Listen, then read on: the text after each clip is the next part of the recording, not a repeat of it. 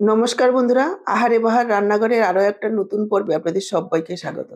আজকে অসাধারণ স্বাদের একটা নিরামিষ রান্নার রেসিপি আপনাদের সাথে শেয়ার করছি। নিরামিষ দিনে এই রেসিপিটা বানিয়ে নিলে সবাই বারবার খাওয়ার আবদার করবে। এতটাই টেস্টি হয়। যেমন টেস্টি তেমনই স্বাস্থ্যকর। তো চলুন দেরি না করে রেসিপিটা দেখে নেওয়া যাক। আজকের এই দুর্দান্ত স্বাদের রেসিপিটা করার জন্য আমি দেখুন এখানে একটা ছোট সাইজের ফুলকপি এইভাবে ছোট ছোট করে কেটে নিয়েছি।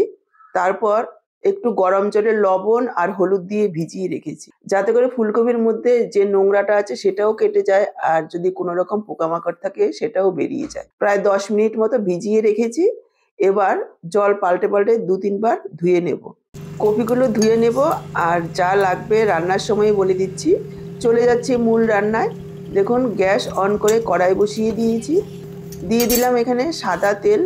আমি রান্নাটা সাদা তেলে করছি, আপনারা চাইলে সরষের তেলেও করতে পারেন, তা না হলে ইচ্ছে মতো যে কোনো রান্নার তেল দিয়েই করতে পারবেন। তেল গরম হয়ে যাওয়ার পর দেখুন আমি এখানে দিয়ে দিচ্ছি 2 মুঠো চিনে বাদাম। বাদামগুলোকে একটু ভেজে নেব। আপনাদের কাছে যদি ভাজা বাদাম থাকে তাহলে ভাজার আর প্রয়োজন নেই, রোস্টেড বাদাম দিলেও চলবে। দর্শক বন্ধুরা, আজকের পুরো ভিডিওটা দেখুন, আশা করি আপনাদের ভালো লাগবে। আর কেমন লাগছে কমেন্ট বক্সে জানাতে ভুলবেন না। দেখুন আমার বাদামগুলো ভাজা হয়ে গেছে। এবার বাদামগুলোকে তুলে রাখলাম। বাদামগুলোকে তুলে নিয়ে বাকি যে তেলটা রয়েছে তার মধ্যে দিয়ে দিলাম ছোট হাফ চা চামচ পরিমাণ পাঁচফোড়ন আর 2টো শুকনো লঙ্কা এইভাবে টুকরো করে দিয়েছি। ফোড়নটাকে কয়েক সেকেন্ডের জন্য ভেজে নেব লো ফ্লেমে। যখন সুন্দর একটা গন্ধ বের হবে তখন এখানে আমি দিয়ে দিচ্ছি হাফ চা চামচ আদার পেস্ট, হাফ চা চামচ দিয়ে দিচ্ছি কাঁচা লঙ্কার পেস্ট। এবার আদা কাঁচা লঙ্কাটাকে কাঁচা গন্ধ যাওয়া পর্যন্ত একটু ভেজে নিচ্ছি। আদা কাঁচা লঙ্কাটাকে প্রায় 1 মিনিট মতো লো ফ্লেমে ভেজে নিয়েছি। এবার আমি যোগ করে দিলাম একটা টমেটো, এইভাবে ছোট করে টুকরো করে। টমেটোটাকেও একটু ভেজে নেব। আপনারা চাইলে টমেটোর পেস্টও দিতে পারেন, তবে এইভাবে টুকরো করে দিয়ে ভেজে নিলে এর স্বাদ কিন্তু আলাদা হয়। টমেটোটাকে একটু ভেজে নিয়ে যোগ করে দিলাম কেটে রাখা ফুলকপি। ফুলকপিগুলোকে প্রায় 3-4 মিনিট সময় নিয়ে ভেজে নেব লো ফ্লেমে। দিয়ে দিলাম পরিমাণ মতো লবণ আর একটু হলুদ গুঁড়ো। এইভাবে নাড়াচাড়া করে নিয়ে ঢেকে দেবো ঢাকা দিয়ে প্রায় 3-4 মিনিট সময় নিয়ে ফুলকপিগুলোকে ভেজে নিতে হবে, যাতে করে ফুলকপিগুলো ভাজা হওয়ার সাথে সাথে নরমও হয়ে যায়। কেননা এই রেসিপিতে কোনো রকম জল ব্যবহার করব না। আপনারা চাইলে ফুলকপিগুলো প্রথমেও ভেজে তুলে নিতে পারেন, তবে এইভাবে মশলার সঙ্গে মিশিয়ে নিয়ে ভাজলেও কোনো রকম অসুবিধা হবে না। দেখুন ঢাকা দিয়ে প্রায় 3-4 মিনিট ফুলকপিগুলোকে ভেজে নিয়েছি, প্রায় 80% সেদ্ধ হয়ে গেছে। এবার আমি যোগ করে দিলাম একটু ধনের গুঁড়ো, সামান্য একটু জিরের গুঁড়ো। এখানে হাফ চা চামচের থেকে কম পরিমাণে মশলা যোগ করছি, যেহেতু তরকারির পরিমাণটা কম। আপনারা আপনার সবজির পরিমাণ অনুসারে কম বেশি করে নেবেন। দিয়ে দিচ্ছি সামান্য একটু চিনি। এখানে আমি লাল লঙ্কাটা আর দেবো না, যেহেতু কাঁচা লঙ্কা দিয়েছি। কাঁচা লঙ্কার ঝালেই ঝাল হবে। এবার মশলাটাকেও সবজির সাথে আরও কিছুক্ষণ একটু এইভাবে নাড়াচাড়া করে ভেজে নেব। আরও 1-1.5 মিনিট ভেজে নিয়েছি। এবার আমি যোগ করে দিচ্ছি আলু। 2টো সেদ্ধ আলু মিডিয়াম সাইজের এইভাবে একটু হাত দিয়ে ভেঙে দিলাম। এখানে দিয়ে দিলাম পরিমাণ মতো লবণ। মনে রাখতে হবে আমরা কপি ভাজার সময়ও লবণ দিয়েছি, এখন শুধু আলুর পরিমাণেই লবণ দিয়ে দিলাম। আর এইভাবে মিডিয়াম লো ফ্লেমে নাড়াচাড়া করে ভাজা ভাজা করে নেব সব কিছু একসঙ্গে। 2-3 মিনিট, আরও 2-3 মিনিট ভেজে নিয়েছি।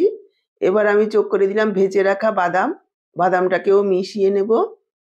এইভাবে নাড়াচাড়া করতে করতে দেখবেন কড়াইয়ের থেকে একেবারেই ছেড়ে যাবে, তখন বুঝে নিতে হবে যে আমাদের তরকারিটা একেবারে রেডি হয়ে গেছে। দেখুন আর লেগে নেই। আমি তরকারিটা তুলে নিয়ে একটু ঠান্ডা হতে দেব। দেখুন তরকারিটা তুলে একটা প্লেটে রেখেছি আর এইভাবে একটু ঠান্ডা হতে দিয়েছি। এটা আপনারা গরম গরম ভাত বা রুটির সাথে খেয়ে দেখবেন, অসাধারণ খেতে হয়। তবে আমরা আজকে একটা নিরামিষ রান্না তৈরি করব, তার জন্য দেখুন আমি এখানে নিয়েছি 5 পিস পাঁপড়। এখানে মিডিয়াম সাইজের পাঁপড়টা আমি নিয়েছি। আপনারা চাইলে এর থেকে ছোট পাঁপড়ও নিতে পারেন, আবার চাইলে এর থেকে বড় পাঁপড়ও নিতে পারেন। বড় পাঁপড়গুলো নিলে কী হবে, একটু টুকরো করে নিতে হবে, তা না হলে অনেকটা বেশি বড় হয়ে যাবে। এবার একটা থালার মধ্যে একটু জল নিয়ে নিলাম আর পাঁপড় দিয়ে দিলাম। এইভাবে এক একটা করে আলাদা আলাদা ডুবিয়ে নেব। ডুবিয়ে নিয়ে অন্য একটা থালায় বা প্লেটে ছড়িয়ে রাখবো, একটার উপরে একটা রাখবো না। আর একসঙ্গে অনেকগুলো পাঁপড় ভেজাবো না, 2 থেকে 3টে পাঁপড় ভেজাবো, তার বেশি ভেজানো যাবে না। তা না হলে যদি একটু বেশি সময় থেকে যায় তাহলে কিন্তু পাঁপড়গুলো ছিঁড়ে যেতে পারে নরম হয়ে। সেজন্য প্রথমে 2 থেকে 3টে এইভাবে ভিজিয়ে নেব, প্রয়োজনে পরে আরও ভিজিয়ে নিতে হবে। এবার দেখুন একটা ভেজা পাঁপড় আমি এখানে নিয়ে নিয়েছি, আর যে পুরটা বানিয়ে রেখেছিলাম সেটা এভাবে দিয়ে দেব। খুব সাবধানে দেবেন, যেহেতু পাঁপড়গুলো নরম হয়ে গেছে, ফেটে যেতে পারে। তরকারির পরিমাণ আপনারা নিজেদের ইচ্ছে অনুযায়ী কম বেশি করে নিতে পারেন। যদি ছোটো সাইজের করেন তাহলে একটু কমিয়ে দেবেন, আর যদি বড় সাইজের করেন তাহলে আর একটু বাড়িয়েও দিতে পারেন। এবার দেখুন এইভাবে ভাঁজ করে একটু রোল করে নিচ্ছি, খুব সহজেই লেগে যাবে যেহেতু ভেজানো আছে। যদি মাথার দিকটা না লাগে এইভাবে একটু জলের হাত দিয়ে ভাঁজ করে দিতে হবে, একটুও খুলবে না। আর যদি এইভাবে ভাঁজ করার সময় সামান্য একটু আধটু ফেটেও যায় তাতে কোনো রকম অসুবিধা নেই, পুরটা বের হবে না। যখন ভাজা হবে তখন শক্ত হয়ে যাবে। দেখুন আমি আরও একটা ভাঁজ করে দেখিয়ে দিচ্ছি, খুব সহজেই তৈরি হয়ে যায়। দেখুন তৈরি হয়ে গেল আমাদের পাঁপড়ের অমলেট। আমি এখানে মিডিয়াম সাইজের করে বানাচ্ছি, এক একটা পাঁপড়ের অমলেটেই এক একজনের খাওয়া হয়ে যাবে প্রায় অর্ধেক ভাত। মোটামুটি 5 থেকে 6 জন ইজি খেতে পারবে। দেখুন এইভাবে সবগুলো বানিয়ে নিয়েছি। এবার চলে যাচ্ছি পরের স্টেপে। গ্যাস অন করে কড়াই বসিয়ে দিয়েছি, দিয়ে দিচ্ছি সাদা তেল 2 টেবিল চামচ পরিমাণ। খুব বেশি তেলের প্রয়োজন হয় না, অল্প তেলেই ভাজা হয়ে যাবে। ভেতরের তরকারিটা তো রান্না করাই আছে, উপরে পাঁপড় ভাজতে যতটুকু তেল টানবে ঠিক ততটুকুই। তেল গরম হয়ে গেলে এভাবে এক এক করে দিয়ে দেব। একটু সাবধানে দেবেন তোলার সময়, যেহেতু পাঁপড়গুলো নরম হয়ে গেছে ফেটে যাওয়ার একটু সম্ভাবনা থাকবে, কিন্তু তেলে পড়ার সাথে সাথেই শক্ত হয়ে যাবে মুচমুচে হয়ে, আর ভাঙার ভয় থাকবে না। মিডিয়াম লো ফ্লেমে রেখে ভাজবেন। ও প্রথম পিঠটা 1 মিনিট মতো ভেজেই উল্টে দিতে হবে, খুব বেশি সময় ভাজা যাবে না, তাহলে কিন্তু পুড়ে যেতে পারে যেহেতু পাঁপড়। প্রথম পিঠটা ভেজে নিয়ে উল্টে দিয়ে দেখুন দ্বিতীয় পিঠটাও ভেজে নিয়েছি। প্রথম ব্যাচেরগুলো ভাজা হয়ে গেছে, তুলে নিলাম। এবার দ্বিতীয় ব্যাচেরগুলো ঠিক একইভাবে ভেজে তুলে নেব। দ্বিতীয় ব্যাচেরগুলো ভাজা হয়ে গেছে, দেখুন ভেজে তুলে নিলাম। দেখেই বুঝতে পারছেন কতটা সুন্দর হয়েছে দেখতে, খেতেও অসাধারণ হয়। এটা আপনারা সন্ধেবেলা বাচ্চাদের ভেজে দিতে পারেন। বাইরের চপ সিঙ্গারা না খেয়ে যদি ঘরে এইভাবে তৈরি করে দেওয়া যায়, এটা দারুণ টেস্টি হওয়ার সাথে সাথে স্বাস্থ্যকরও হবে, আর বাচ্চারাও বেশ ভালোবেসে খাবে যেহেতু পাঁপড় ফুলকপির তরকারিতে বাদাম দেওয়া রয়েছে। এবার দেখুন যে 2 টেবিল চামচ পরিমাণ তেল দিয়েছি তার মধ্যে থেকেই তেল রয়েছে, সেই তেলটার মধ্যে আমি দিয়ে দিলাম 1/2 চা চামচ গোটা জিরে, 1/4 চামচ হিং, আর দিয়ে দিলাম 1 চা চামচ পরিমাণ কসুরি মেথি। এই ফোড়নটা দিয়ে রান্না করে দেখবেন অসাধারণ গন্ধ আর স্বাদ। এবার লো ফ্লেমে একটু ভেজে নিলাম। তারপরে এখানে যোগ করে দিচ্ছি 1/2 চা চামচ পরিমাণ আদার পেস্ট, 1/2 চা চামচ পরিমাণ কাঁচা লঙ্কার পেস্ট। আদা কাঁচা লঙ্কাটাকে একটু কাঁচা গন্ধ যাওয়া পর্যন্ত ভেজে নিচ্ছি। আদা কাঁচা লঙ্কাটাকে একটু ভেজে নিয়ে এখানে যোগ করে দিচ্ছি সামান্য পরিমাণে একটু জল, কেননা আমি গুঁড়ো মশলা যোগ করব। এতে করে ফোড়নটাও পুড়বে না আর গুঁড়ো মশলাটাও পুড়বে না। দিয়ে দিচ্ছি 1/2 চা চামচের থেকেও কম হলুদ গুঁড়ো, 1/2 চা চামচ ধনের গুঁড়ো, 1/2 চা চামচ জিরের গুঁড়ো। একেবারে সামান্য ঘরোয়া বেসিক মশলা যেগুলো ঘরে সবসময় থাকে।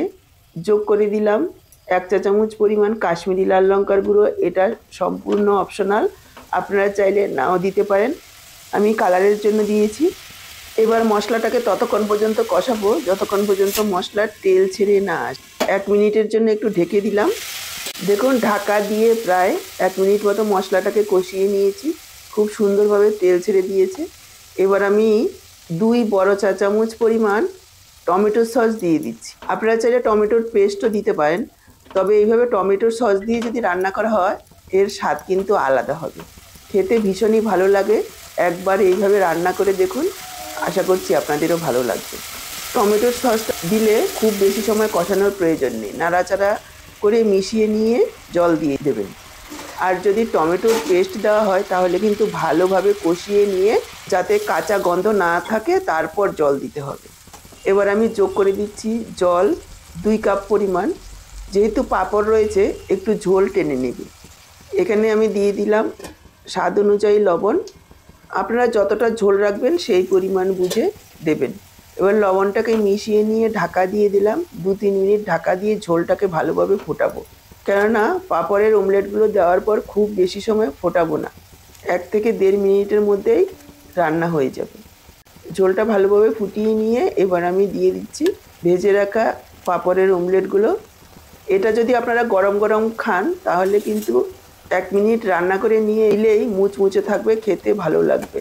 আর ঠান্ডা হয়ে গেলে পাঁপড়গুলো সেটা আবার অন্য স্বাদ হবে, পাঁপড়গুলো একটু নরম হয়ে যাবে। এবার ডুবিয়ে দিয়ে এখানে আমি আর ধনেপাতা দেবো না, যেহেতু কসুরি মেথি দিয়েছি, একটু গরম মশলার গুঁড়ো দিয়ে দিচ্ছি। আপনারা চাইলে এখানে ধনেপাতাও দিতে পারেন, তবে যে কোনো একটা দেবেন, ধনেপাতা অথবা গরম মশলা। আরও একবার মিশিয়ে নিচ্ছি।